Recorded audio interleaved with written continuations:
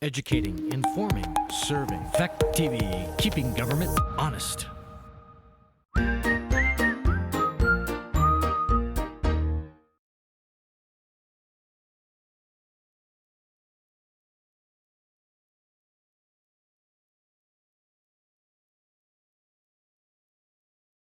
Okay, it looks like 7 p.m. and we have a quorum. So I'm going to call the meeting of the Saxtons River Trustees to order. I've forgotten my formula, but I'll just say that we are meeting exclusively on Zoom until the state of emergency has been lifted, which I expect to happen June 15th. Rick, you're the co-host. If I lose power, I assume you'll just keep charging along. Can everybody hear me okay? All right. I'll call the meeting to order. And if you're here to speak about something specifically, I hope you have the agenda in front of you. But are there any general public comments before we begin? Okay, hearing none. Gee, I was hoping to see Chuck Wise. I think we'll just, with apologies to everybody who signed on from the noise ordinance, I think we will go back to that when he appears. Oh, there he is. Great. Perfect timing, Chuck. We were just looking for you. So we have a proposal from one of the members of the community for the trustees to create a noise ordinance. There's been some pushback at the last meeting, and I asked Charles Wise, our Rockingham planning person, to come and give us a little background on what it takes to pass and enforce a noise ordinance. Chuck, do you want to say anything about your role? Have I painted you properly? Well, let's make sure you can hear me first. Yep. All right, so I'm coming in loud and clear. And then let me see, I'm going to look at the list of participants. Okay, this is perfect. All right, so we had, I'm just going to go over briefly the options here. So we had an issue. It was a rather dramatic issue. It's something that comes up every so often where a person is just making too much noise, and they're doing so in a way that could be disruptive to a neighborhood and certainly disruptive to the immediate butters. When we look at tools at the municipal level, noise is something that you can actually, you probably have read about. Town X has a noise ordinance. They're enforcing this ordinance, and usually the noise is, there's no official dB like 80 or something. It's what it would be characterized as if offensive to somebody of more average sensibilities.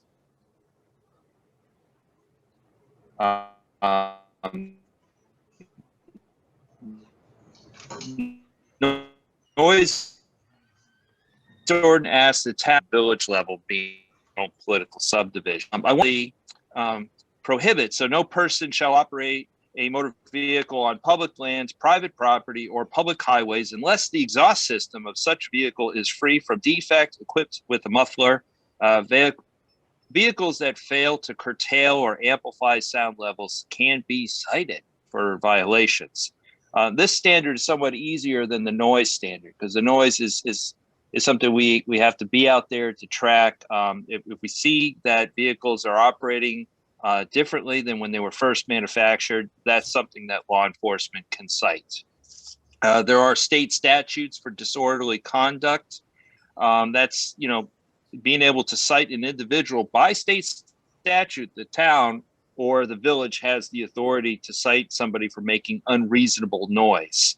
Unreasonable noise, and this is kind of ambiguous language. It's something that's been tested in the courts with different results. In some cases, they find that term unreasonable too ambiguous to enforce. Other times it's sustained in court, but often it's a legal process. but disorderly conduct in addition to motor vehicle operations, and then the noise. The last one I'm going to throw at you, which is very different, but it's land use. It's, you know, it's expected that we're going to make noises that are usual, customary to residential activity. That's just normal. It's this intensity, duration, and frequency that can be different. We can amend our zoning, and that would be a letter from the Saxtons River trustees to the Planning Commission asking that they consider setting a noise standard for all residential properties in town. Those noise standards would likely be enforceable during evenings and weekends. So, and that's the issue with land use, is that there are items that are incidental to our enjoyment of our residential property, but within boundaries. And if you exceed those boundaries, whether it's the emissions, pollution kind of thing, or in this case, noise, that's something we can enforce as a zoning code violation. Our zoning bylaws do not yet go in that direction, but it's possible. I'll just remind everybody that trying to regulate noise can be cumbersome. The court proceedings, this can be expensive on the enforcement side. Often the most easy solution is to work neighbor to neighbor in trying to enforce this socially. That said, you do have tools available to you. So that's sort of my nickel speech. At this point, I'd like to open it up to questions. That sounds great. Thank you, Chuck. You broke up a little bit in there. If anybody who is not participating, if you could mute so we have as much bandwidth available as possible, that would be great. I think the easiest is if you want to participate, if you show your, literally show your hand, turn your video on and show me your hand, or if you put something in chat. I can watch that as well. And before I go any further, Carl, do you have the names of everyone who is present so far? So far, yes. Okay, great. Thank you. That's something we need to make sure we have for the meeting. So any questions, responses? Yes, I do. Okay, Matt.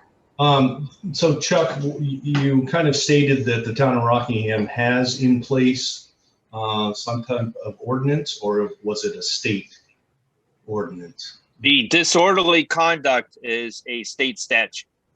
We do not have anything that regulates motor vehicles at the moment, noise, or any land use. The Village of Bellows Falls regulates noise and motor vehicles.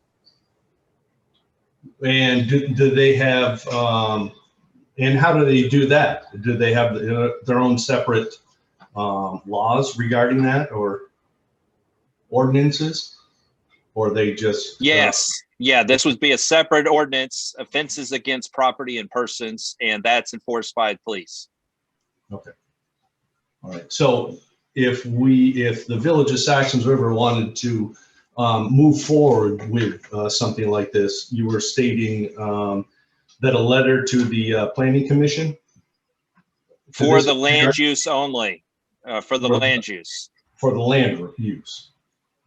For noise, motor vehicle, those ordinances, I would respectfully request that you work with a municipal attorney. Just because of the complexity, this isn't like a normal ordinance where the layperson can bunt. The language has to be both ambiguous to capture a lot, as well as specific to give standards that could be upheld in court. So the land use involved the use of vehicles without the proper mufflers on them. Is that correct? Is that what you were getting at? No, motor vehicles is the muffler. So that's essentially Title 23 motor vehicle operations. That's the DMVs. That's a separate ordinance. Oh. Land use is when you're acting above and beyond what is incidental to a residential, single, multifamily, two-family. Okay, all right. This is a apologize, but there's very different ways that you can approach this. Right, right. Okay, call on Kelly, and you're going to have to unmute yourself, Kelly. Oh, thanks. So the village of Saxons River independently can pass a noise ordinance, right? We've established that we have the right to do that. You have the authority to pass noise of the motor vehicle, and you have the authority to enforce disorderly conduct. Okay, and all surrounding towns do have a noise ordinance that I could find. So I don't think it's an unusual request to have a noise ordinance. I'm wondering if it would be appropriate to put together a committee to develop a proposal of what an ordinance would be. And when I look at the language of all the surrounding towns, it seems like we could come up with something that would not be bogus, that then we would work with a lawyer on and then propose it to the board. So Kelly, we're just in the talking stages, trying to make sure we get everything out on the table. So it's too soon, in my estimation, to talk about a committee. Anyone else from the public want to comment before I start pressing for trustee comments? Hold on, Kelly, you've already spoken. Let's make sure we get anyone else who has Can we something get to one say. chance? Yeah, we go until everybody has spoken. And nobody is interested. It's back to you, Kelly. Okay, so you mentioned that there's an emissions also ordinance that goes along with the noise ordinance, or separate, that's something that also is part of ordinances? Yeah, this when I saw your video, the first thing I thought about was motor vehicles. I actually didn't think about noise. The exhaust system has to be, like I said, free from defects, equipped with the muffler. And those can be applied to anything on public lands or private property and public highways. So there's three different ways that you can apply that. Okay, so that I assume that was just on roads that applies. Public roads, that would apply in a yard? Is that apply it to all three? But that would still need to be vetted by an attorney. Right. Okay. I have a question. Okay, Matt? I wasn't at the last meeting, but so what is, Chuck, what is Rockingham, what are we covered by right now for ordinances that regard to this? Is there anything that's already in place? I would say that Rockingham doesn't have really any ordinance applicable to this situation at hand. Okay. All right. We have a lot of parallels in Bellows Falls, but of course that doesn't apply out your way. Right. Okay.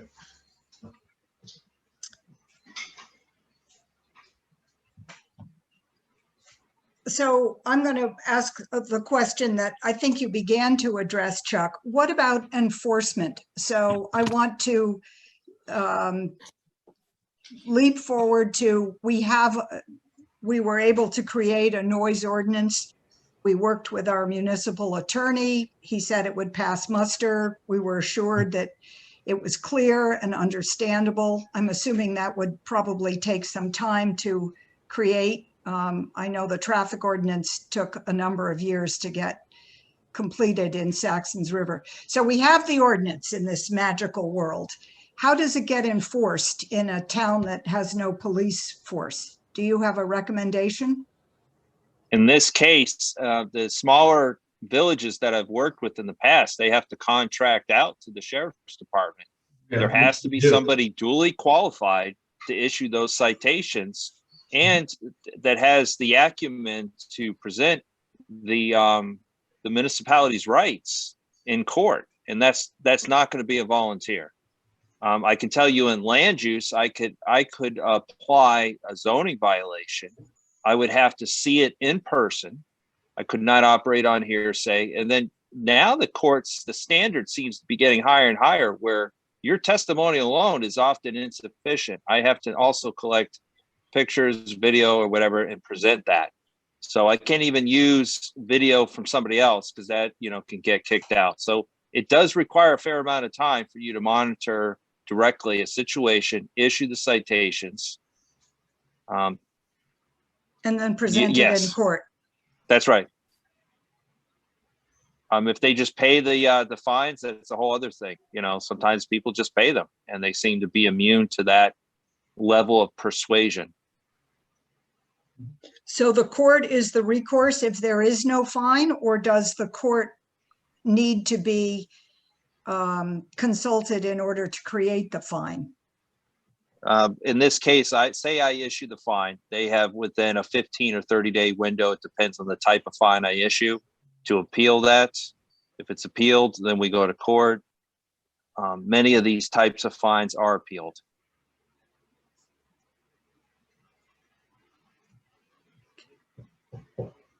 All right, Question? Carl? You talk about the standard for enforcement.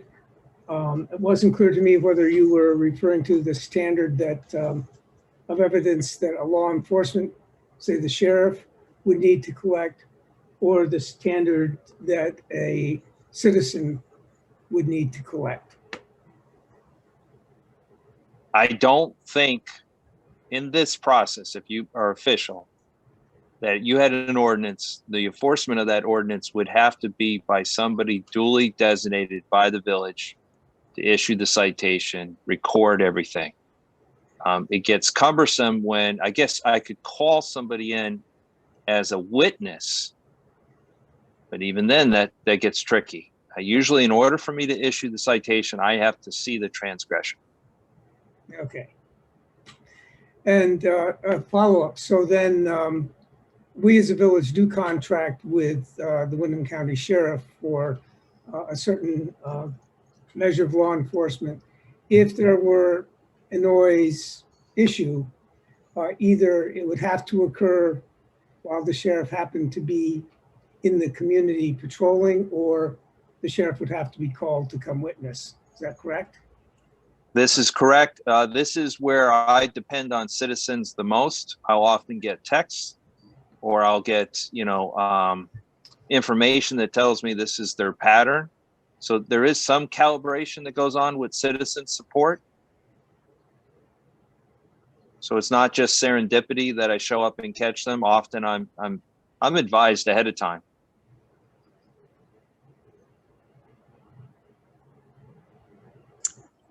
Thank you. Other questions particularly from people who have not spoken yet?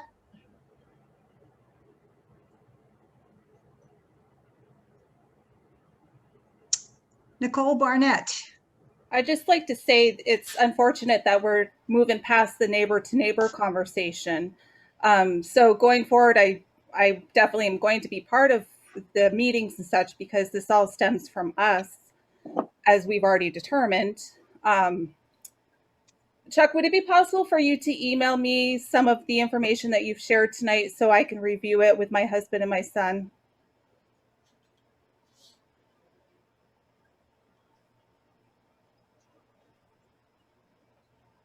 I guess I'll email him directly. I think so. You're hanging on your Zoom, but I went ahead and shut the video.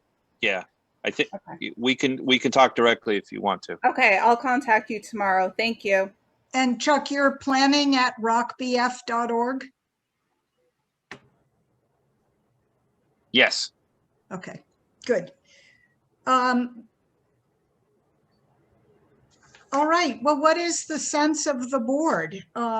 We've had a citizen request to create a committee. We've had what I would interpret as a citizen request to continue working more on a neighbor to neighbor basis.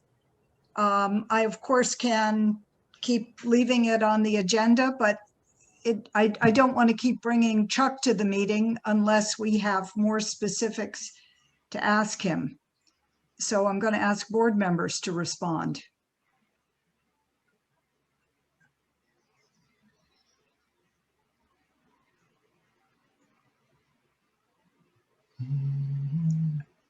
And what type of response are you looking for? You looking for some direction or? I'm looking for some discussion from Matt, from Rick, from Ellen, from Carl.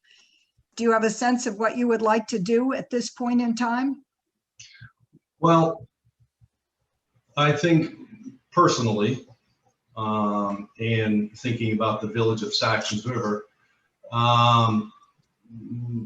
it is unfortunate it has come to this degree, and but I feel that the village of Saxtons River should be, I mean, it's up to us to, part of us to oversee things that take away from the beauty of Saxtons River. And this such event that has escalated over the years is unfortunate. I would, however, certainly be open to a neighbor-to-neighbor discussion about this. Now that the neighbors know that it is not real enjoyable for a lot of us. Neighbor to neighbor sounds great to me. I see big bills going forward if we're going to use a municipal attorney. I think this would be a difficult and challenging assignment, not beyond what the trustee board is capable of, but I am concerned that this is a steep hill to climb. I don't agree with that, but I mean, ordinances are, it's just like a ordinance is the speed limit on the streets in town. So we have two opinions on the floor then. And how we enforce that. People can speed and drive vehicles that are not registered within the village limits. And then what do? We call the sheriff's department and say, hey, they're speeding on Main Street, and they come in and you know, look for the speeders. So All right, Rick and Ellen, I haven't heard anything from you. You're on the spot. I have to agree with Amy. I just think that this would be something that I agree with Amy. I think it would be something that would be extremely expensive over time. I wish there was a better way to handle this. I don't know of another solution other than neighbor to neighbor for now. And I know that that's stressful on its own. But I'm with Amy on this. So we haven't gotten to a vote. You know, nobody's made a motion. We're just under discussion here. But thank you for voicing that. Kelly, I'm just going to keep this to the trustees right now. I see your hand, but this is trustee feedback. Rick, can I put you on the spot? Do you have anything to add? Sort of. I guess my biggest concern is, come on, Rick, find your English words. Enforcement and how we would, you know, how to deal with that. That's just a really big issue for us, and I think that regardless of any ordinance, like Matt was talking about speeding and unregistered vehicles and other stuff going on up and down the street, like we don't, you know, I think we need a way to enforce some of these things if we're going to implement them. So that worries me a little bit. So that's pretty much where I am. All right, Ellen? I just want to state that I fully understand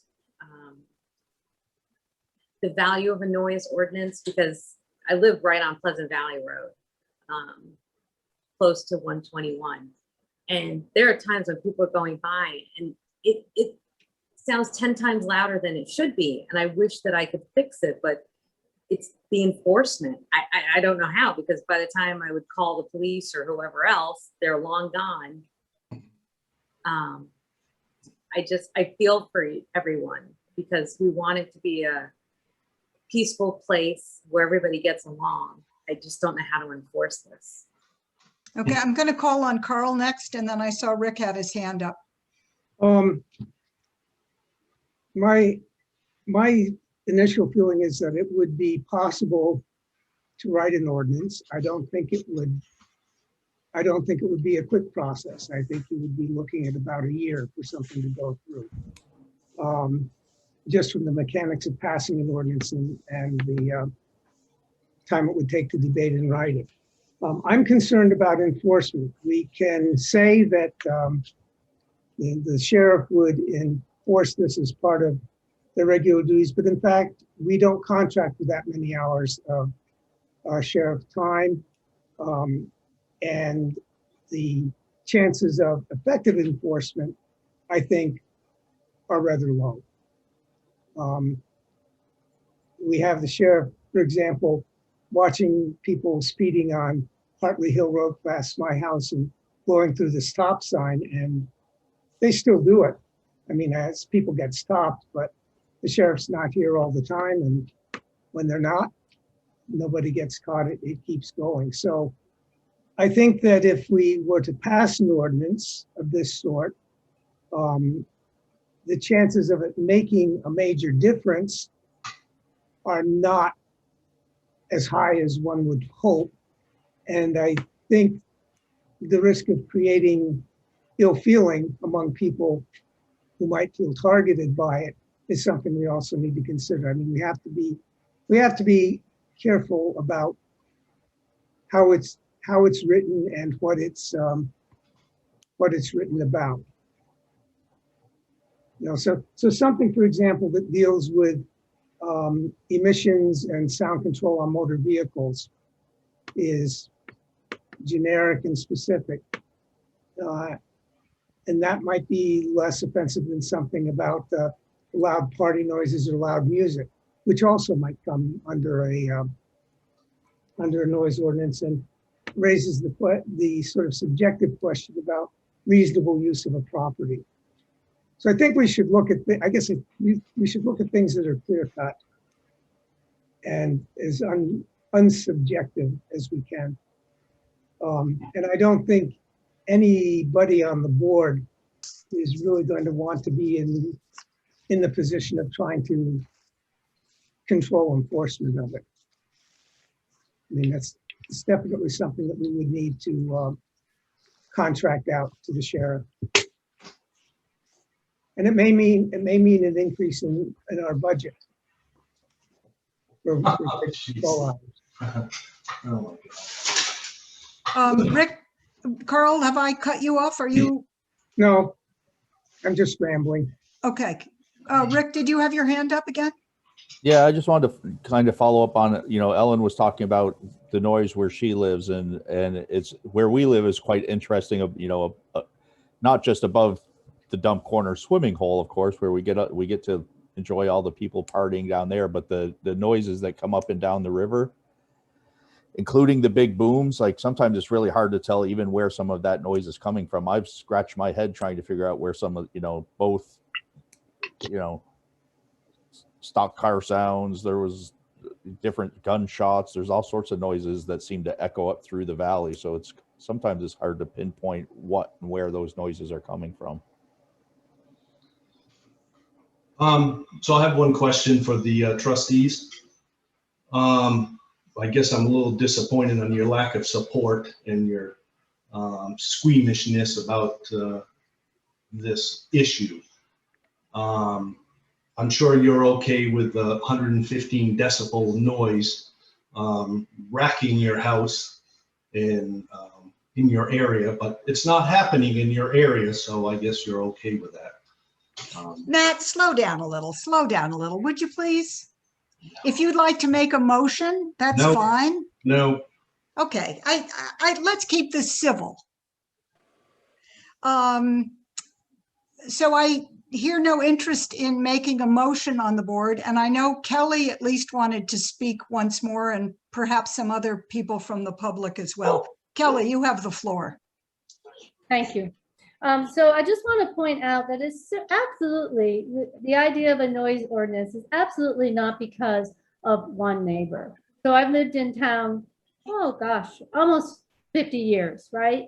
I know this town quite well. And there's been a lot of noise in this town that's come and gone and problems. So if there was an ordinance that had to do with noise, also had to do with emissions, and had to do with nuisance noise, it would have helped with the barking dog that terrorized the town on Main Street a couple years ago. So someone could take and have a barking dog unattended, and it could bark all day long. If we had an ordinance that was written properly, that could be addressed through this ordinance. And also, when we talk about one loud noise that was very high, there's other situations in which there's been a lot of emissions coming from that yard, but also from some other surrounding yards. And that's being breathed in by kids, not just adults, but there's a whole cluster of kids attached to that noise, and that can smell and inhale those fumes. So it's not just about that one thing. It's about the whole village of Saxtons River. And I am willing to walk around and actually canvass the town. Maybe there's not enough people that are interested. I know there were several people that saw me and said, yeah, they would like to see a noise ordinance. I think if we were afraid of enforcement, why pass any law? You know, I think I have some ideas on the cost if I were allowed to come up with a committee and some proposals to hash out. I think we shouldn't just kill it right now. I think you should allow me to come up with some type of list of ideas and actually walk around the town and get feedback. I would be willing to do that. If there's only 10 people that are interested, then it's dead. But what if there's a lot of people that are interested? It's not just me having a complaint with my partner, my neighbor, who I actually like very, very much. So it's really about the village. Why is it, if all the surrounding towns have one, why are we afraid to have an ordinance? Would it really be used against people? Maybe not. Probably I would try to use it if I had to, but I don't think I will have to. I think just mentioning that we do have a noise ordinance, so you really need to take your dog in because it's been barking for 5 hours straight, would be enough to keep most people from escalating it to a court situation. So I guess my thought is, because I can see that everyone doesn't really want to get mired down in this, I don't necessarily want to, is if you want me to, I will walk around town and get feedback. I can get signatures of people that would be interested in pursuing a possible noise ordinance. But maybe there's not enough will in the town for it to be that important. So that's my thought. Thank you. Unless somebody wants, Carl, you have your hand up. Yeah, I have a comment on that. Going to the traffic ordinance, which is the only ordinance we considered recently, that came about because of a motion made at town meeting. The trustees should pursue this. So I think that if Kelly collects a significant amount of a significant number of residents of the town that are concerned, this, I think we would need to look at it. I don't know what the mechanism for looking at it would be. Kelly, I think you were talking about drafting a list of proposals that you would like to see addressed, or could you unmute yourself? I can't hear you. I had, been reading a lot of different ones, and of course it would be biased towards the incidents I've had, but I would put forward a list and some language just to see how you feel about it. And also I would canvass the town. Maybe people aren't interested and you could see the amount of signatures that I got. One way or the other, I guess I could have no signature. You know, when I approached someone, I guess I could say, would you want to participate in yes or no in this, what is it? Survey. Okay, Nicole, you raised your hand. Well, that was going to be my question. When you're canvassing the town, are you going to include those that don't want the noise ordinance and get their feelings so we're getting collective feedback? Yeah, I think it would be either a yes or no, a check. Like I don't want a noise ordinance. I do want a noise ordinance. And do Because I could absolutely go to doors. I could sway it, right? I could sway it and say, well, yeah, I know the people already, so I could go to just those people. So that would be unfair. That would be unfair. So yes, I will go all the way down River Street. So Nicole, anything else from you? I'm getting a little concerned about the length of the agenda and the number of people we've invited, but I don't want to cut you off because you have the floor. No, thank you very much. I'm good. Rick? I guess, so at the end there, Kelly was talking about like a survey and Nicole was asking about a survey. What I kind of understood was, and what I thought Carl was suggesting was like maybe it was similar to a petition saying I collected X percent of signatures from registered village voters that is asking the trustees to consider this. And that's what I understood. And that would be, I don't know that a survey, because any ordinance would have to go before the village for a vote at the end of the day anyway. So that's where everyone would get their voice, and anybody who collects a petition for anything, of course, is going to sway a little bit and get them to sign a form that they agree. How many registered voters do we have in the village? Does anyone know that? I know for a village meeting, we need a quorum of how many, Guy? 30? 20. How many? I have to unmute first. I think it was about 20. Yeah. So this was a question that came up in chat also. How does an ordinance get passed? And a petition is a fine way to, insist that this is important to village residents. But it is up to the trustees to create the ordinance and to make the decisions about what goes into the ordinance. Anybody can come to these meetings. We try to keep them open and make sure that we listen to all points of view, but it would be the trustees. It would not be by vote of the town. The village of Saxtons River. It's up to the trustees to pass the ordinance. All right, I'm going to bring discussion to it. Oh, I'm sorry, Carl. One more hand. I believe that the ordinance has to be voted on by the village at a village meeting. Oh, I'm wrong. Okay. Any I ordinance? So. I believe any ordinance does. So the traffic ordinance actually had to be voted on by the traffic ordinance is still in the process of being drafted. It's not in effect yet. Oh, okay. So a vote, does that happen at annual meeting then? Or a special meeting. Okay. All right. I stand corrected. I apologize, everyone. I believe that's correct. Okay, I'm going to move us on because we have a long agenda, and unless there is someone who has not yet spoken, I would like to get on to item number 4. Okay, we're moving on to the paving plans for the village from Scott Pickup and Andy Howarth. Hello, can everybody hear me? Yep. All right. I don't know if the manager made it or not. I'm here though. Yep, I'm here as well, Andy. All right. You guys have the list in front of you. I gave Carl Ball. I was hoping he'd to everybody out there.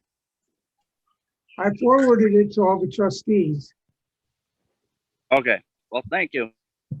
Quite a list. I'm not going to read every street on here, but starting.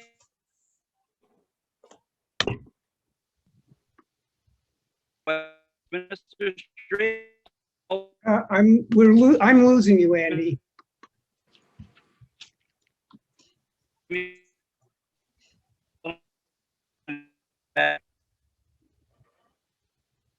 Ceiling is going to be done at the end of July. So Andy, we could hear almost nothing of that. You heard nothing. Okay. Want to try again? Yeah, I can. Can you hear me now? Better, yes. Okay. Milling is going to be starting next week, June 14th, on Academy Ave, Westminster Street, all the way out to West Road to the Westminster Town Line. Paving is to be scheduled July 6th, 7th, and 8th. At the end of July, chip sealing is to be scheduled. Did you catch all that? Mhm. Could you run those dates by me again, please? The dates? Paving, Yeah, we're paving in for chip sealing. paving is July 6th, 7th, and 8th. The chip sealing is the end of July.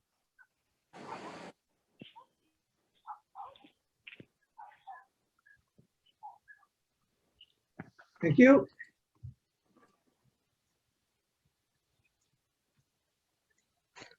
So Andy, we've 100 got feet of spring. sidewalk. Yep, go ahead. Yeah, I was gonna say, we've got Springfield Paving doing the paving and All States Construction doing the chip seal. The only other thing for the trustee, the board to consider is we had an estimate of about $21,875 for manhole cover adjustments. That was based on the areas that we're paving. So we won't have that final number until the contractors are done with their work, but that's gonna be something that will be reimbursable.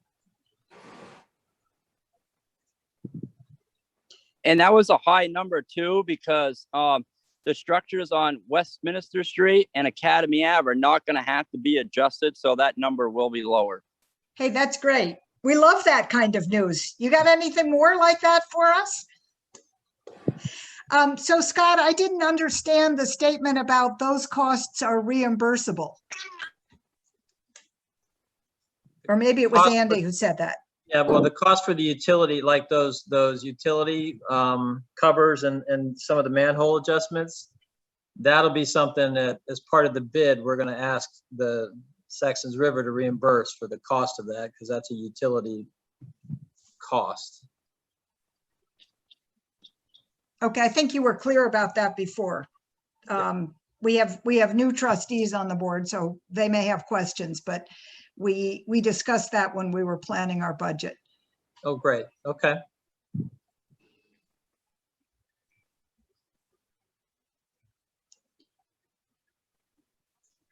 Any questions?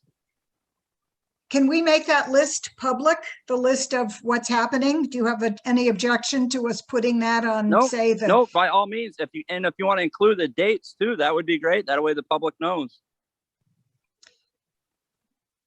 Carl, is that out of the ordinary to put something like that on the big bulletin board next to the market? No, I don't see why we can't do that. We could also put it up on the webpage, I think. Maybe it'll help people not to park on the street, so we don't have to worry about moving cars when they're paving too. So do we have to notice that? How does that get handled? It's not snow plowing season. Yeah, all I'll have to do is I'll post the street the day before. So they got a 24-hour notice. And what about places like the market? The market should be fine. It's just Academy Ave. We're not doing Main Street. Okay. Main Street and Pleasant Street aren't on the list. Because those were done earlier.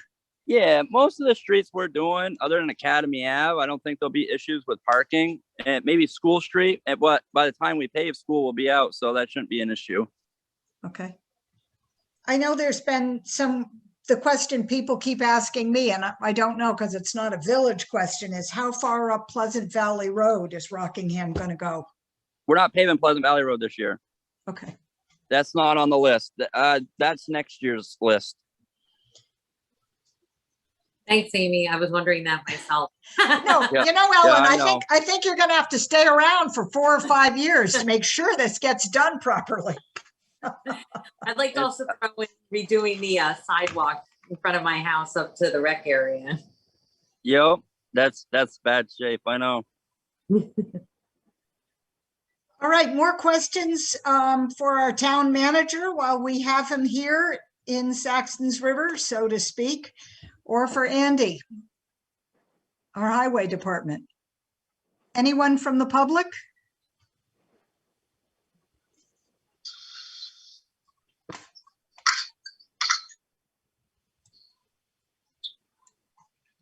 All right, thank you very much, gentlemen, unless you have guys. anything else for us. No, that should be it. Hopefully, things go smoothly and we'll all be happy at the result at the end. So, That sounds good to me. all right. Thanks so much for joining Thanks, us guys. tonight. All righty. Thank Thank you. you. Okay, the fire department annual oil contract. I'm just wondering if there's anything else we need to deal with ahead of when it's scheduled. I don't think so. Let's just, oh, I'm sorry. I skipped right over the sewer rates discussion. I apologize. And I know, Meg, you came here specifically for that. So let's go to item 5, discussion of the sewer rates and Meg Lucas's application for a change in the rates. Carl, can you, I know you're taking minutes, but I look to you for help on this sewer rate questions.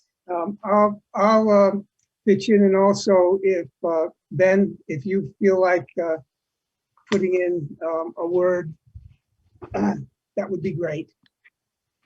Sure, will do. So Meg, I think we should start with you.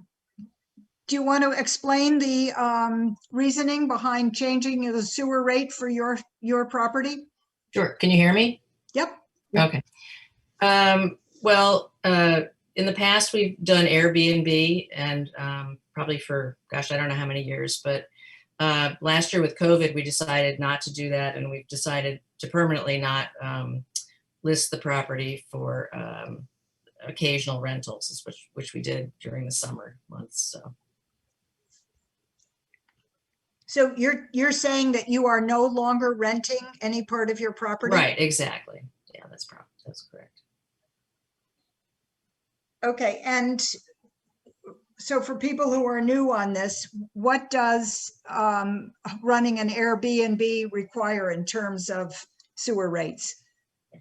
Well, we were charged 2 sewer rates. So because the prior board had determined that we were running a business, I think we went up to the board, gosh, I don't know, it might have been 7 or 8 years ago to get it reduced. And then because we just thought we could do that. And then they said, no, you're running a business and, you're on a website and you're public. And so that was the reasoning given to us for not, for having to pay the 2 sewer bills, even though the house is listed as a single family home. So. Yeah, I think that's standard practice with the other places in Saxtons River Village that are running Airbnb. Right, regardless of, right, the list, whether it's. And there is no, it's not a usage tax, it's not based on gallons of output. Right. Yeah, Ben, do you want to speak to anything since you've come to help us out? Sure. Just that I guess my question, Meg, was whether the property was I guess zoned or set up as a single family dwelling or as a multiple dwelling. Yeah. With the apartment that that you're using for the Airbnb. The house has always been a single family unit when we bought it and when we operated the Airbnb. And as I wrote a letter, and then when I explained in the letter was that my cat,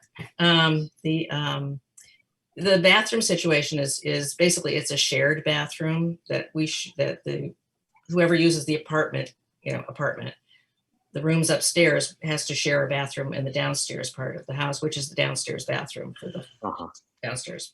So, it's not like it's a defined separate space. There's no wall that separates those rooms from the rest of the house.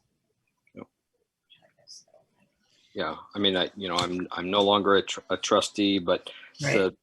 the past practice has been to try to base the fees on how the building is zoned or listed as far as the number of units. So if it's a single Right. family home, that would be one, and then whether or not there's a business operating Right. out of the property, Yeah. and so if you're no longer doing that, then it would I would think it would qualify then for a single fee instead of multiple fees. Right. Okay.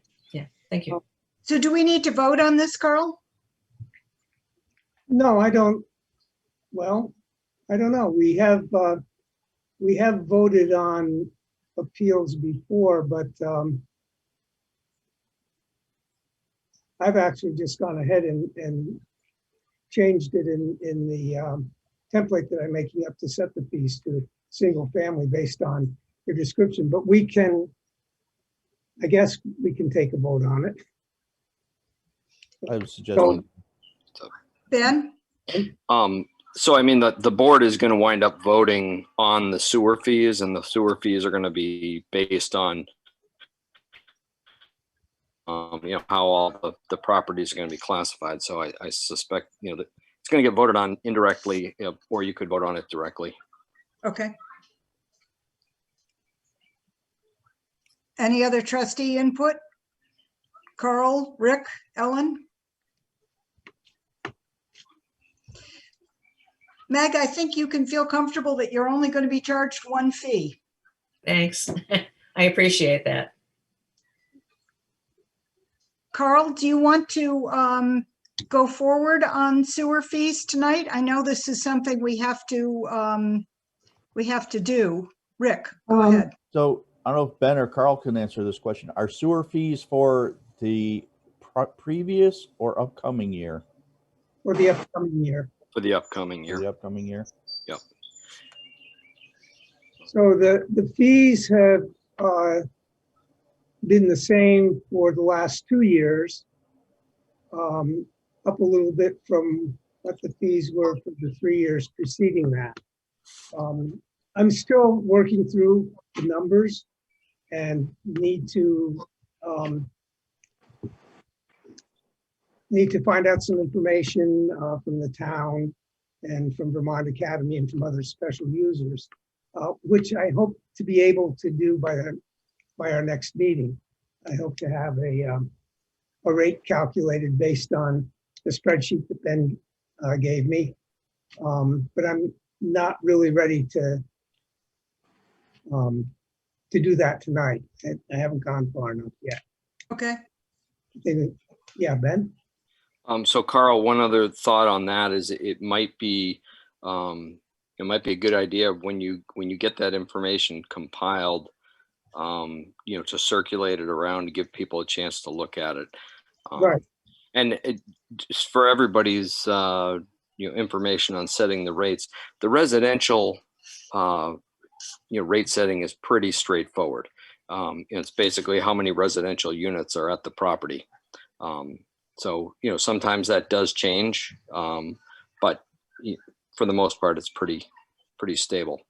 It's the commercial rate setting that becomes a little bit more challenging because you're essentially trying to make an estimate of how many equivalent residential units a particular commercial entity might represent.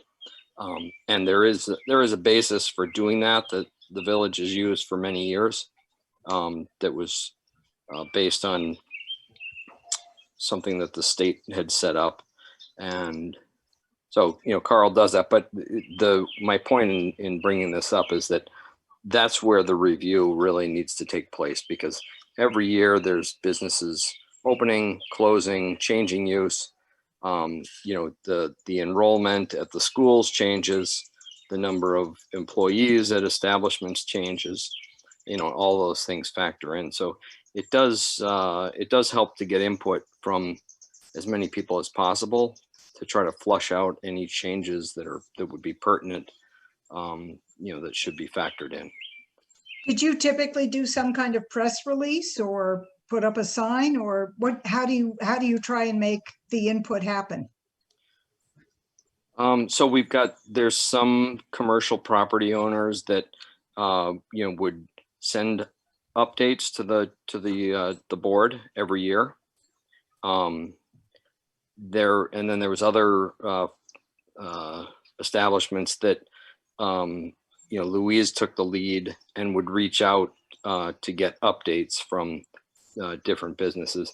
And then others, if they didn't fall under either one of those categories, typically their rate would just be held the same or their basis for their rate would be held the same as previous years. Okay. Carl, what's our deadline for this?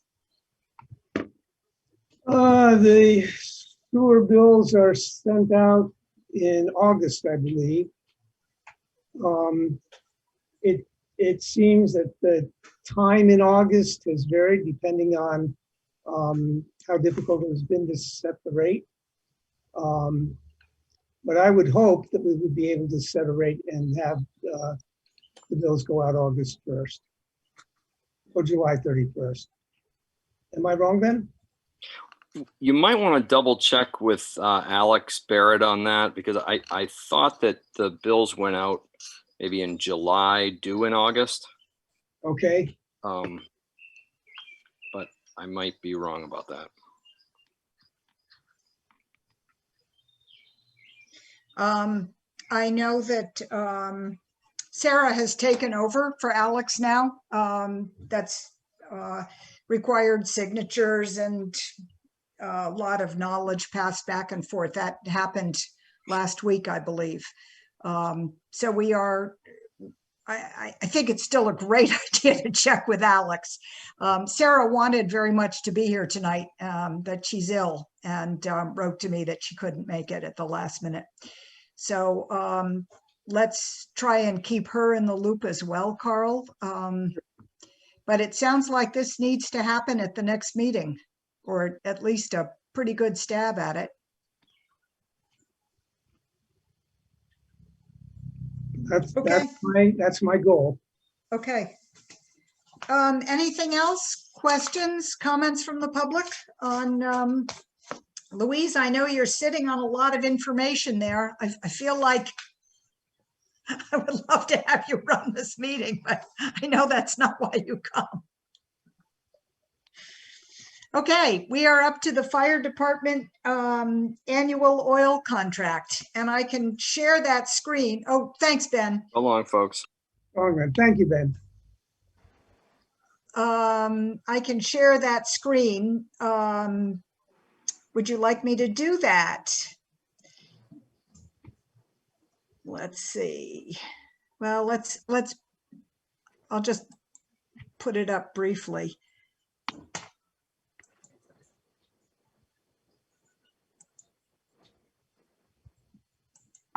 So this is the CODA and CODA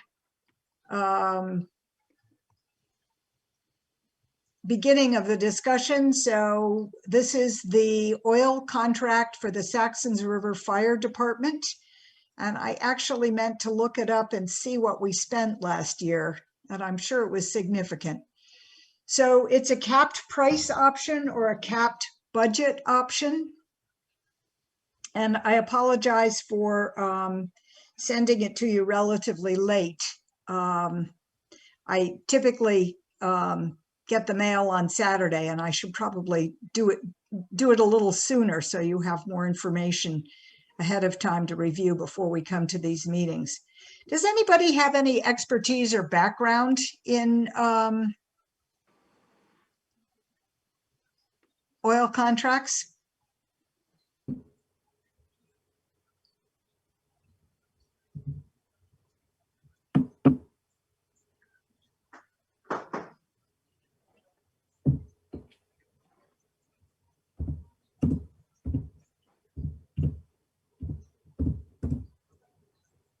No, huh?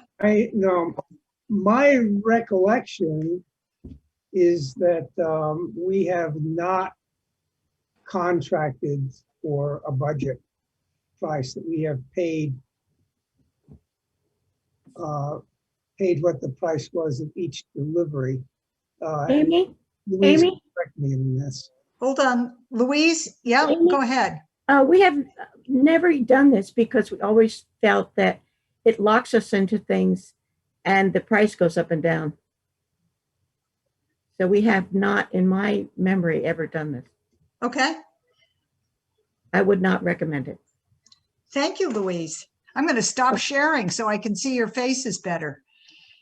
Well, there you have somebody with a lot of experience, but we're a different board now, so this is up for discussion. It's always a gamble. Is the price going to go up? Is the price going to go down? And nobody, I think for the amount of fuel that we buy and what it's going to cost, I would agree that we just pay per delivery. Ellen? I agree with Rick. Okay, Carl? The various times when, for home use, we've looked at budget plan versus paying price for, we have always done better. This is mostly in Wisconsin, but we've always done better paying market price on the delivery. We never would have saved money on a 12-month budget. So I would agree that we should just continue to pay the prices delivered. All right, hearing no objection, we'll move forward with that then. So we will just play the market price. Pay, not play. Pay the market price. Great. Okay, we're up to, looks like we've lost Matt. We are up to the VTEL email recommendation. So thank you, Rick, and thank you, Carl, for following through on this. This means updating the website, I assume. I admit I got very frustrated and I have not been in today to make sure that I can issue emails, but the rest of you have? Go ahead, Carl. Yeah, so I talked to the higher level of technical support at VTEL. The problem that I think everybody was having with their emails was an error on their end at the setup. It's been rectified for all the accounts according to VTEL. So I would ask Rick, I know you've tried it. You sent me an email. Amy, I would ask you, and Ellen, I would ask you to check and see if you can send a message through your VTEL account. And if you're able to send it, you can send an email to me. If you're both able to do it, then I'll assume that it's actually going to work for everybody, and I will change the addresses on the website. Okay. Oh, excuse me. I did log in and I did send myself some emails from an external account. I did not send anything out of the VTEL email address, but it was pretty user-friendly and easy to navigate. Yeah, so the problem was not being able to send out of the VTEL account, but being received. So you might want to check that and see if it's an email from Make there. sure you can compose something and send it. So Matt isn't here for me to ask him. Is there any objection if he decides to continue using his personal email instead of using, I mean, I don't think we can force people to do anything. I found the idea of having an official channel for all my board communications very pleasing, but it's up to the individual, correct? Well, it's very unwise to use your personal email for a public business. Okay. I don't know if we can require, obviously we can't require trustees to use it, but I think you would be ill-advised not to. Okay. I think that I am fine with it being personal preference, and my preference is to try to use.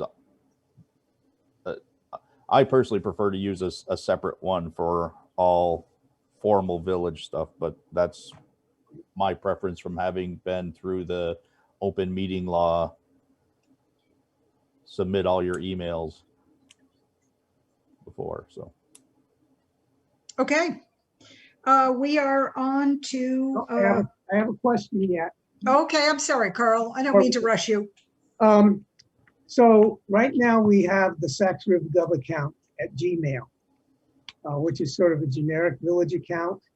And presumably a lot of those emails will go to the new addresses, at least I would hope so. But we're going to have to at least monitor that account for some time. And do you think we want to establish a VTEL account, equivalent VTEL account for the village? Or I'm should I- sorry. Do you think we want to establish a similar account, just a general Saxtons River Village on VTEL and phase out the Gmail account? I thought that was what the chair's account would be. Yeah, I am going to continue monitoring it. It's I haven't succeeded yet in getting it to deliver into my email, and I'm gonna call somebody soon and get some help with that. Obviously, it is full of things. Well, most obviously for me, League of Cities and Towns is still using that, and I've put off making a list of our official new board members and their official ways to be contacted until we had these emails. I think the traffic to SaxRivGov will drop dramatically once that information gets out there, but I will continue to monitor it. And I think it's actually more helpful to have these new accounts and to assume that bit by bit, that old one trickles off. Okay. I've also, as somebody who's come in before, taken on responsibilities, often there are things in those accounts, you can go back and trace what actually happened because you have access to those emails. Because it's a Gmail account, there are also documents associated with it. So that's been helpful to me. So I'm not eager to give it up. I guess that's what I'm floundering around saying to you. Okay, anything else? One more thing. Yep. So I emailed you the passwords that VTEL assigned for your account. Yep. And I asked about changing that to something that's easy to remember. And unfortunately, those changes have to be made at the VTEL end. There's no mechanism for you to create a new password yourself. And more unfortunately, if you want that set, either Amy or I, who are the authorized people to make changes in the account, have to call in and give them the password that you would like. I'm happy to do that, but then I'll have a record of your password, or I will have known your password once. You know it now. If you trust me with your passwords or not. No need for me. You already know it. That's good enough. I'm fine also. Okay, so if you don't want it changed to the name of your dog and cat or something like that. Make it more easily guessable. Yeah, that's a good idea. Yeah. And if nobody has an objection, I think I will keep a list of the passwords for those accounts so that if you forget your password, you can get it from me instead of having to go through VTEL tech support. Does anybody object to that? It's okay with me. Okay. Rick? Nope. Okay. Okay, committee updates. Wastewater treatment plant. And I think Rob Wheeler is not here. Carl, along with the sewer rates, you're our wastewater treatment plant update. So Ben and I went through the outstanding invoices. We collected all that information. Ben prepared a revised budget reimbursement request to go to USDA for the grant. It covers the expenses we've already paid. It covers proposed money for the ServPro mold remediation and the rest of the grant funds in spare parts. So that leaves not accounted for the insulation around the pipes for the noise reduction and door hardware for the headworks room that's rusted and needs to be replaced, which we would need to take out of the capital reserve for this sewer plant. And that has been sent to USDA, and we should hear soon whether or not it was approved, or whether any of those items are not going to be reimbursable. With regard to the ServPro mold remediation, I went through the past minutes, and I don't believe we ever moved and voted on actually issuing that contract to ServPro for the mold remediation. So I would like to move that the board authorize us to contract with ServPro to clean up the mold in the headspace room, subject to that being reimbursed by the USDA grant. And you feel comfortable with that wording? I know that we discussed a lot of the specifics, the mold on the ceiling versus the mold on the walls. Okay. Is the wording what you want? I propose that we accept the ServPro proposal to clean the walls and ceiling, not remove any material, but simply clean the mold.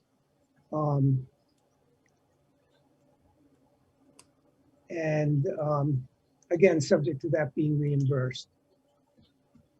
The ServPro has proposed two alternatives. The first one was to rip out most but not all of the ceiling tile and perhaps material underneath it, bag that up and cart it away for proper disposal. That would have left the replacement cost to be borne by the village for rebuilding the ceiling. That was not what Tata and Howard had requested a proposal for.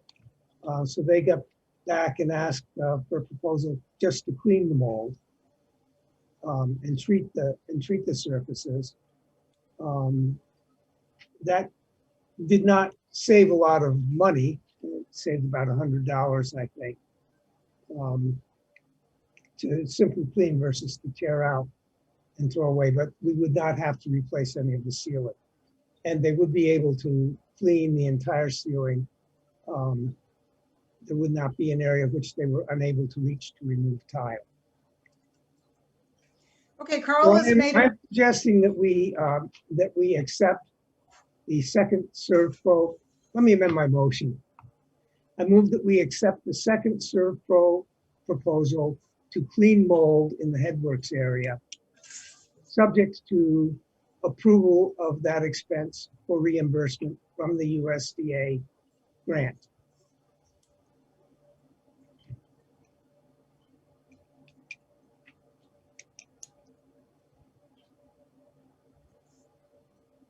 Second. And Rick Holloway second. So it's been moved and seconded that we accept. I know you're going to have the wording exactly, Carl, but I'm going to muddle through it. The second ServPro proposal to clean the headworks, subject to the approval of the expense being reimbursed by the USDA grant. Is that the gist of what you propose, yeah. Carl? Okay. So it's been moved and seconded. Are there any other questions? Ellen? Rick? No. This is new, but you're okay with it? Okay, finally a motion we can vote on. All in favor, raise your hand. Motion passes unanimously. I will add a small wastewater treatment update, and that is the storage shed. Rob and Kevin are working together. There are some issues with finding the master key. Apparently, we do not have a master key. We wanted to make sure that the storage shed lock was keyed to the same set of keys that unlocks the main building. So they are working through that. It's the last little detail, and there's been some correspondence, and without Rob here, I don't have a final update for you, except for to say I know they're working on it. I sent Rob the information from the denial of our passive request for major reimbursement given the water damage that happened to the computer panels. And I haven't heard anything more on that. Was that something that you were involved in as well, Carl? I just relayed Rob's request to you to Okay. send him the information. So when I went down to the plant to look at the headworks room, I asked him about it, and that's when he requested that you send him the paperwork so that he could follow through. And he was going to do that last week sometime, towards the end of last week. So Okay. I don't know whether he's heard back or not. I'm remiss, I didn't get in touch with him before tonight's meeting. So he normally gets the agenda, is that correct? Yes, he's Okay. on 60 West. Great. Fire station update. So we don't have Matt here unless, Kelly, are you actually Kelly and Matt? I'm looking for an update on the fire station from Matt. Hi. Yeah, I can drag Matt. They want an update on the fire station. Nothing new? No? Yeah, he says there's nothing new. Well, we have a proposal before us tonight for discussion, and if Matt doesn't want to be involved in it, that's fine.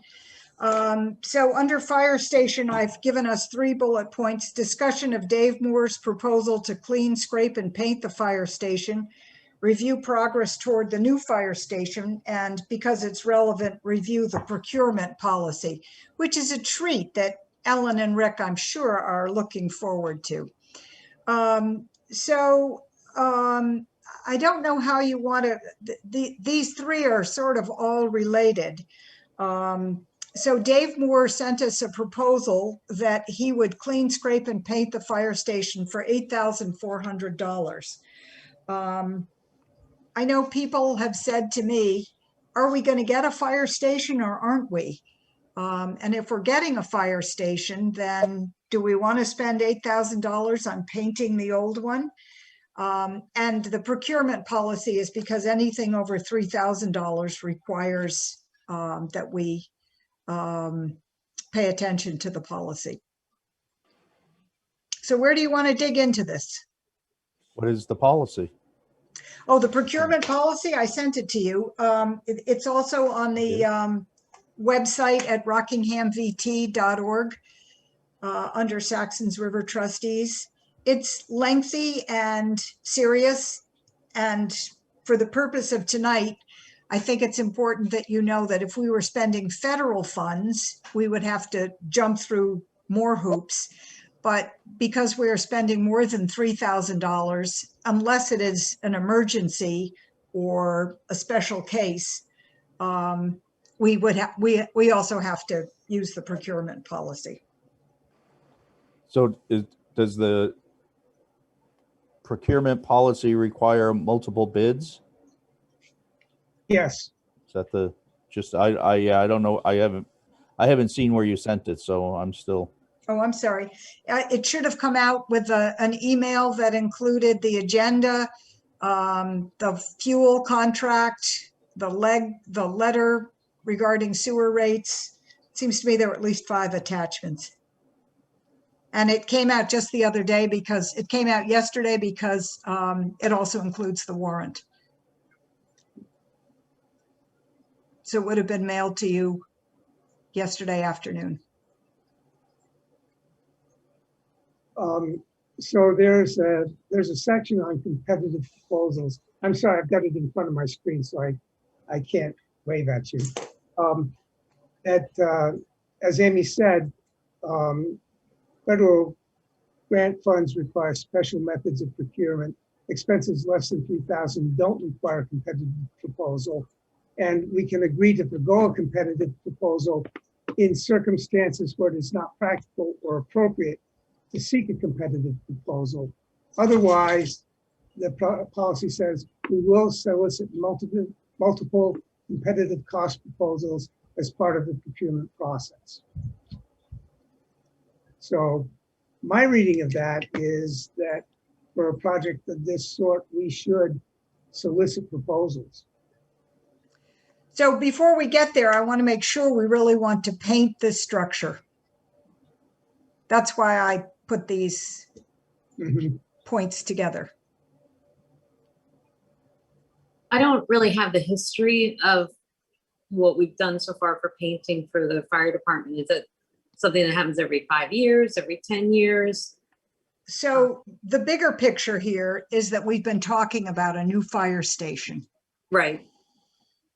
So for example, we realized we had a problem with the roof, and we discussed how we should handle that problem. And we decided to go for a relatively temporary fix for the leak in the roof rather than getting a new roof, because we anticipate that we're going to have a new fire station.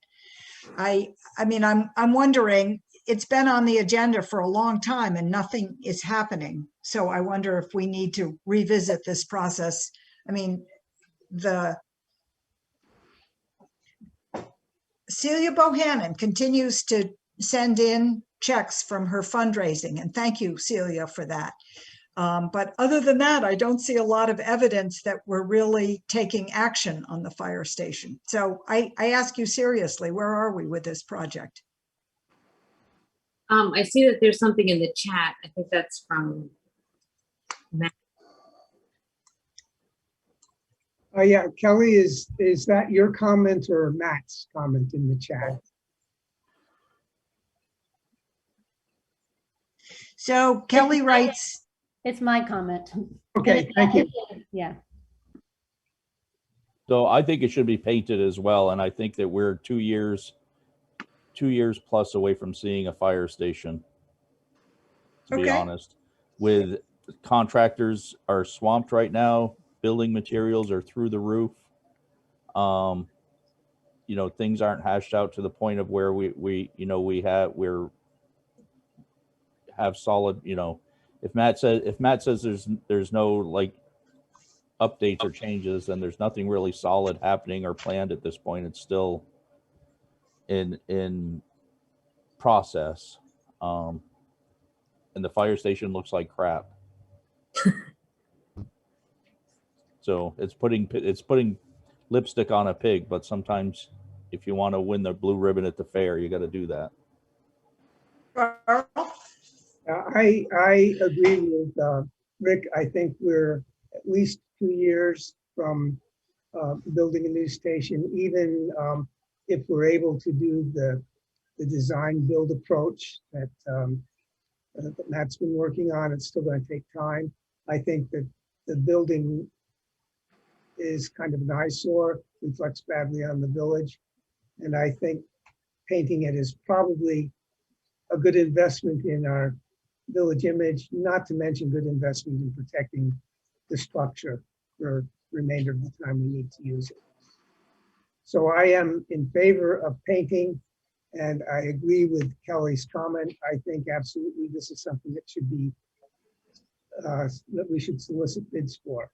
It may be that Dave's is the only one, and it may be that it's the lowest one for the scope of work that he's proposed. I think it's pretty reasonable price, but I still think we have to follow the procedure and go out to bid.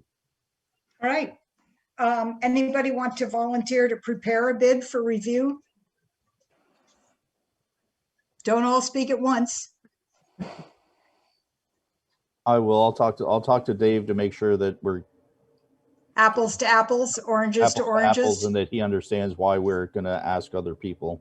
Great. I'm not finding where you sent I'll that. send it to you again, I promise. Thank you. Yeah, me too. Oh, are you talking about the information from Dave Moore now, or are you talking about the procurement policy? Procurement policy. Okay. I will make sure you get that. To Ellen and Rick at the VTEL addresses, Vermontel addresses. Great. Have to get used to that. Okay, do we need a motion? Would you feel more comfortable, anybody, if we have a motion? We can always work by consensus, and it seems to me we're all on the same page. Let's keep moving. Okay, Saxtons River Park Committee. So this is also sort of a bunch of things together. I wanted to make sure that we looked at the events that are planned. So there is a 4th of July event, and there are the Main Street Arts events, which were outlined for us. I asked a few more questions of Gina Cote, who presented her proposal for the Saxtons River Park events that Main Street Arts is putting on. They do have plans for garbage and recycling collection. They are covered by their own liability insurance. And it seems like there was a third point there. There is no fee charged for any of the events. We don't yet have an application form. I had thought that I could pull something together to show you, but I think that's going to have to go on the next agenda. I wasn't able to get to it. Do we have all of their dates? Yep, and I can share those. Let me get that So up. I will make a motion and just Carl can fill them into the motion. So I make a motion that we approve Main Street Arts to use the park for July 4th and blah, blah, and blah, blah. So it's the 4th of July committee. The 4th of for July. the July Okay, 4th event. We'll do that one first. So I move that we approve the 4th of July committee to use the And park Main for their Street 4th of July event. Yep. I'm waiting on Ellen to second it. Yep, seconded, sorry. Okay, hold on. I will go back and get the dates for the other ones. Picnic series in the Saxtons River Park. So Wednesday, July 21st at 5 p.m. It's basically 5 p.m. until the performance is over. Sunday, July 25th at 2 p.m. puppet crafting, and then a 3 p.m. Sandglass family puppet show. Sunday, August 8th, the Milk House Heaters at 6 p.m. with a battery-powered amplifier. And at this point, none of these use power. Milk House Heaters has a battery-powered amplifier. Main Street Arts will be offering bathrooms, and I think I already said this, garbage disposal. So you want a separate motion or add that to my other motion? They can, as far as I'm concerned, they can all be approved in the same motion. Okay. Carl, I will send you that list. Okay, Are we ready for a vote? so do you want to amend your motion to, Include the Main Street Arts picnic in the park dates that have been presented. I don't know if they will present more at some point, so we're just approving the current ones that they have presented. Right.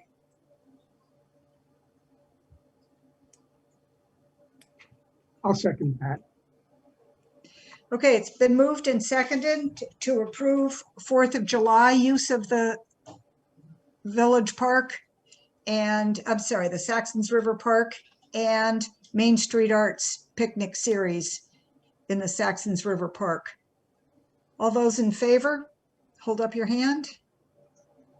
And it's unanimous.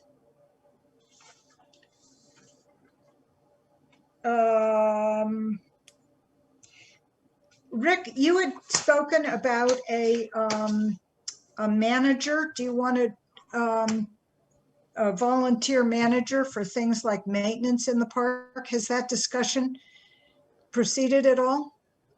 I've talked to a couple people. Guy who was here earlier had thought about it, but he's too busy. I did write to Sam Fletcher to see if she'd be interested, if the Recreation Committee would be interested in becoming the Saxons River Parks and Recreation Committee. Parks and Rec, that's got a good sound to it. Yeah. It does.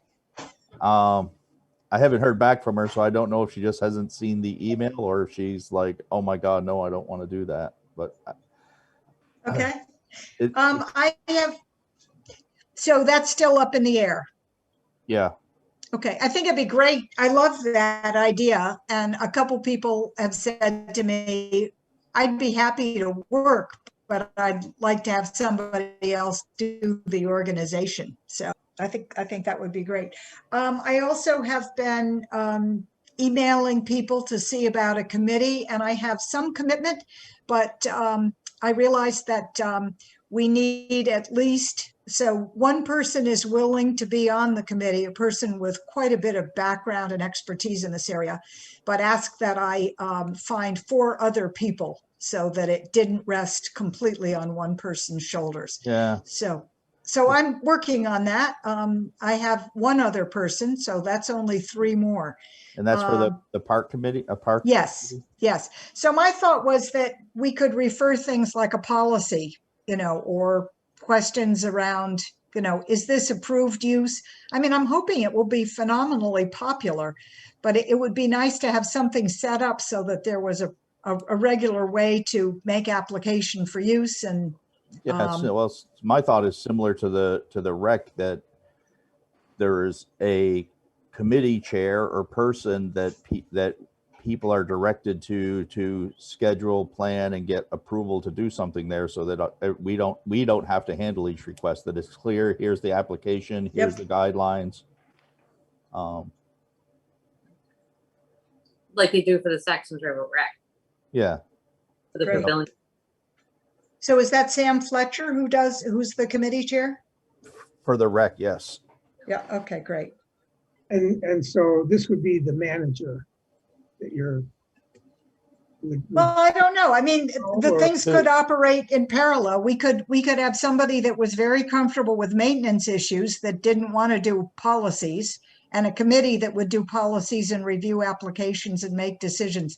I guess what I'm hearing is we're early in the process and we need to keep working on it. Yeah, I think a small committee with the chair responsible for the scheduling and keeping a calendar, to me, is one big thing that we need to do. I think I know there's enough people willing to volunteer. I know Carlos is mowing. There's other people that are willing to volunteer to go down and weed and help with the plantings and some of that stuff. But I think if we're going to if we're going to have functions happening there, somebody needs to be like coordinating the schedule and the calendar. To me, that's almost that's my biggest concern about the park right now is as a trustee, that's my biggest concern about the park. Yeah. Yeah, I know I was a little surprised to see VA using it. I mean, why not? It's great. But I mean, they were obviously teaching a class, sitting in the park once it got nice. And that was not a request that came through the village trustees. So it would be good to have a situation. So funny you should mention Carlos. I reached out to him through his father to ask about mowing, and I don't see his dad on the schedule. It's what I was hoping was to get a commitment for a small amount of money, $25 to mow the park and the circle. And we seem to be a little bit stuck there. So I'll continue working on that with your permission. I went out on a limb. You all said call Carlos. So either Celia or Louise had said that they thought there was some money from a Ryan Estevo fund for I this. missed that. Okay. And the circle, I know when Ezra mowed for the Historical Society that it included the circle, so I'm not sure if that is the case or not. I don't think so. The Historical Society made its own arrangements with Carlos. They're paying him. Right, but what I guess so Ezra used to mow for the Historical Society, and part of the understanding at that time was the circle. So Oh, okay. either that or we just assumed that we were responsible for the circle. More power to you. I don't think that assumption is carried over to this year. Okay. So I'll continue to work on that and come back to you at some point, and I'll check up on the Ryan Ostavo fund. Yeah, maybe reach out to Louise, because I think she Okay. mentioned to me, or it was either Louise or Celia that mentioned they thought that there was a pool of money that Ryan had donated or was donated in his name or something for care and maintenance of the park. So if I could speak up, I was a trustee at the time, and there was a group of Ryan's buddies at Dartmouth who wanted to donate money to the park for a specific purpose. They wanted to have a bench, for example. But they did make donations. So that's as far as I can recall. And you can check with Louise about the details of that. But I also saw an email from Louise saying that there is a budgeted amount for park maintenance. So whether the two are the same, I don't know. A budgeted amount for park maintenance in the town budget, in the village budget? In the village budget. Louise is here. Hello, Louise. We didn't want to put you on the spot. All right, here's the story. Carlos is not doing the circle. We've never asked the person who did the Historical Society to do the circle, but I'm glad that Rick thought he had to. There is an account, a park account. It has nothing to do directly with Brian Ostavo, and it shouldn't be linked to his name. It's money that was raised for the park, and it's sitting in the bank, and it should be used for the things like the mowing and any other maintenance. And the treasurer has access to that account. And last I heard, it was a considerable amount of money. Okay, great. Thank you, Louise. Can I mute again? Yes, you can. Thank you very much for coming to our rescue. Okay, does that complete review of planned events, review application, So review job I description? would like to make a motion that contingent on there being an account with funds available, that we pay Carlos $25 per mowing for the park in the circle. Let's leave it more open than that, because if Carlos says no, then I will go on. I have two other names of people in town who might take it on. Okay. Does that seem reasonable to you from what you know about the size of the circle and the size of the park? Sure. Okay. Great. So Is there a second for that motion? How about contingent upon funds being available, that we approve up to $25 per mowing for someone to mow the park? Mm-hmm. Not Perfect. named person. I second. Carl? Okay. So Ellen is seconding that, Carl. Okay. It's been moved and seconded that the village pay up to $25 to a party to mow the circle and the park, contingent on those funds being available. All those in favor? Raise your hand, and it's unanimous.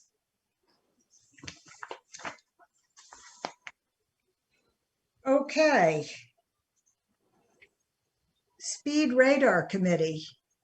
We've lost our town people. I forgot to ask them. I guess that has to wait.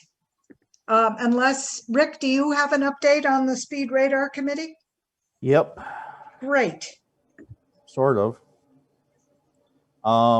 So Peter Bergstrom has been in touch with Chuck Wise, Peter Bergstrom was in touch with Chuck Wise, who reached out to WRCC, Ted Nugent, not Ted Nugent, Jeff Nugent, And Jeff is going to set up those little, for us old folks, those gas station rubber hoses that count the cars as they go by to get an idea of traffic. Fundraising, I still think is still up in the air. I don't know that anyone, there are some funds that have come in, but I don't know where they are. The people on the committee are moving along kind of slowly. So that's all that's really happened to this point. So we have deposited a check. A check came to the village and I passed it on to the treasurer and asked that an account be opened for any donations for speed signs. So that piece is in place, but I agree with you. I don't think there's been a big effort to get the word out or collect money. We're also waiting, I think we're also waiting a little bit on the paving. We didn't want to check traffic while we were paving. Carl. Yeah, just a question for Rick. I referred a neighbor who wanted to know about contributing to you and to Gordon. Are you the appropriate people that he should contact? Gordon was the person who was going to kind of lead, champion this project. So I've been at town meeting, I volunteered to do a matching grant of $500 of my own money. And I'm waiting to hear when they actually hit that number. But my understanding is at one of our first meetings that Gordon agreed to be the champion of this. So I'm prompting them for updates and standing in the background. Well, I gave him your name as the trustee in charge and Gordon as chair of the committee. So yeah, if somebody wants to get it to me, then I'll get it to Sarah to deposit into the appropriate account, or we can do that whole tag thing where I can get it and then give it to Amy and then Amy can give it to Sarah. Sure. Sarah is planning on having a Dropbox, which was really helpful. Alex had one, and it meant that there was a way unobtrusively to get materials to him. So I think Sarah plans that also. Any other questions about the Speed Radar Committee? Okay, we're up to the excitement of the minutes from the May 17th and May 23rd meetings. This is obviously not a meeting like the May 23rd meeting. It was great to accomplish all the business we had in, 5 minutes? Do I have a motion to approve the minutes of those two meetings? So made or seconded. So Carl, how do you want to record that? Did you make the motion and Rick seconded it? yeah, Ellen's willing too. I move that we approve the minutes of the May 17th and May 23rd special meetings. Okay, and Rick seconded that motion. All in favor, hold up your hand. Okay, unanimous. The warrant. So I got one additional item for the warrant tonight. So it's a little bit higher than what I sent you yesterday. So the item that I got, let me see if I can share the screen with you.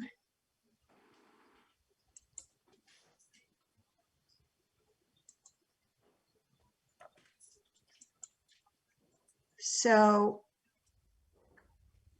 I can never. Sorry, I'm not used to sharing this. It would be good if it were bigger, wouldn't it? Let's see if I can. No, it's not. So basically, today I received via email an invoice from Sam Fletcher for the Saxtons River Rec Department for a stainless steel hand sink. The invoice looked very proper. The total amount with tax is $94.95. We typically do not pay tax, but it's a Connecticut company. So I suspect that we're kind of on the we're sort of stuck with that. So I have added the invoice for $94.95 to the other invoices that I sent you earlier. So the total for all of the invoices comes to $6,000.50. Are there questions on any of these invoices? You notice it's only the first 5 lines that have amounts. Yeah, I have just a question or a comment for the treasurer on the wastewater treatment plant item. Should specify whether that's from the upgrade or what account that should come from.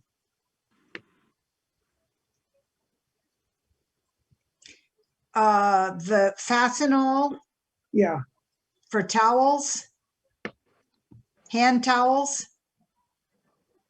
Just as a general practice for wastewater treatment plant bill invoices, we need to be a little bit more specific about what the purpose is. Okay. So it's whether it comes from the, give me the two categories again. This is really a note for me more than it is for the treasurer. Yes, it is for the treasurer. Well, just if it's to come out of any, like, actually, maybe my point's irrelevant because Ben has filed the final request for the grant. We'll have the Serve Pro bill. Go ahead, Louise. It does matter. They're 2 different accounts. So if it's something that was related to the upgrade, then it might come out of the USDA funds. Certainly paper towels do not. Cotton towels would be an upgrade.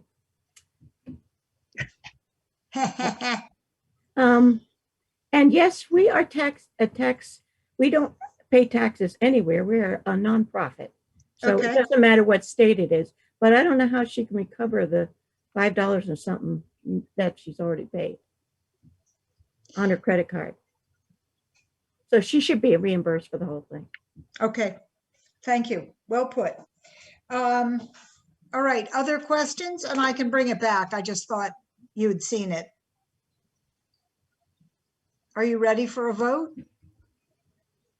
Are you ready for a motion? First of all, a motion to approve the warrant for June 7th in the amount of $6,000.50. Carl? I move that we approve the warrant for June 7th, 5 items totaling $6,000.50. Is there a second to that motion? I second it. Okay, it's been moved and seconded that we approve $6,000.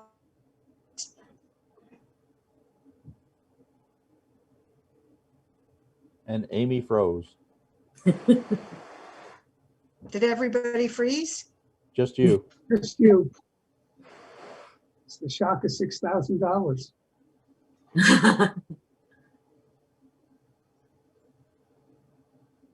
Okay, you're back. Okay, sorry about that. All in favor, raise your hand. Great. I thought for a minute I was in an alternate reality. Okay, the motion passes. Other business. Our next meeting is going to be, I think, after the state of emergency. Would somebody like to volunteer to take the fire department key and hang out down there?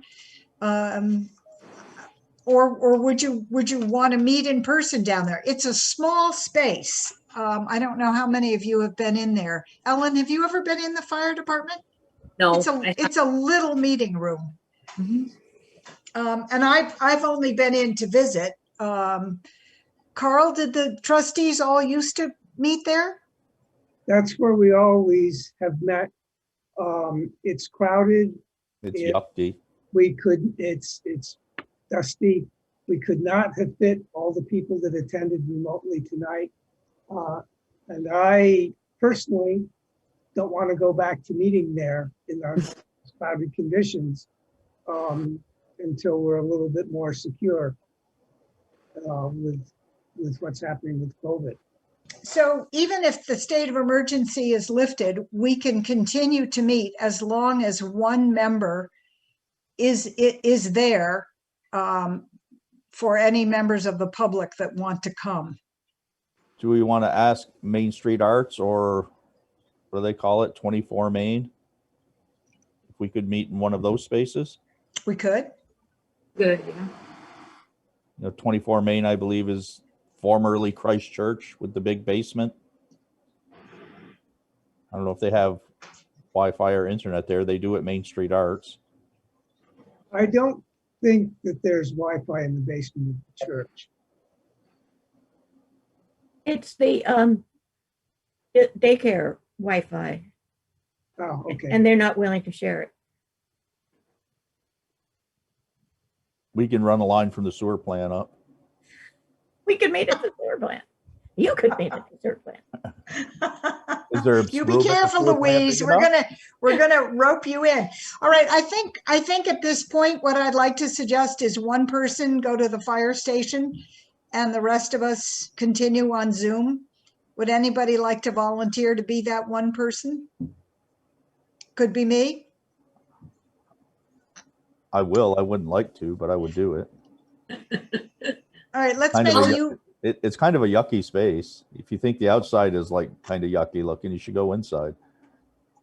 Well, if you're willing to go there next time, that would be great. And I think we should take turns because, you know, it's also possible. I'm just waiting to see.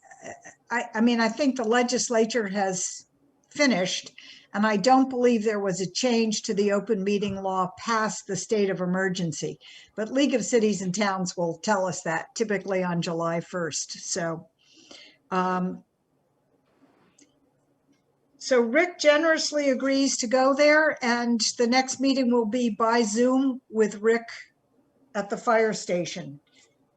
I don't know how to word this, but maybe I'll come up with something in the agenda that suggests that we would really much prefer people to meet on Zoom, given the space constraints. I can go back and use the language we used for the annual meeting. What other business is there?